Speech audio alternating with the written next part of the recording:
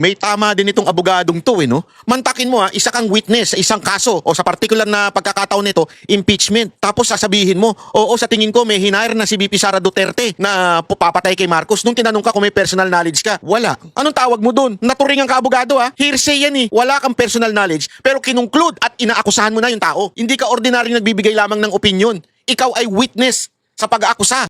Oy banat ba yung puro ng utak mo? Unang-una, klarado sa video, sinabi ni Sara sa tumawag sa kanyang babae, "Huwag kang mag-alala ma'am, may kinausap na akong killer," no joke sabi ni Sara.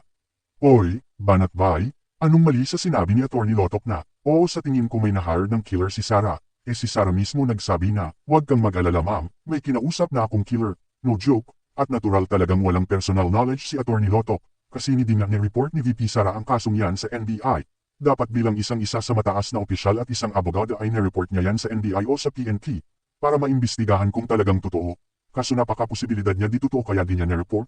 Kasi pag tinanong sila kung kanino nalaman ang information na may Operation Romanov na banta sa buhay ng mga Duterte, sasabit sila, kasi kung di naman talaga totoo, at pag may nakutsabo silang kunwari siya ang nagbigay ng information kay VP Sara o sa mga Duterte, pag pinuntahan ng NBI at pinagtatanong, tiyak magkakandas sabit isasagot nila, na ganyan nga ang nangyayari sa mga ginagawa nilang mga fake witnesses. Mga leading na nga ang mga tanong nila sa mga fake witnesses, hawak pa ang mga fake affidavit o mga kodigo.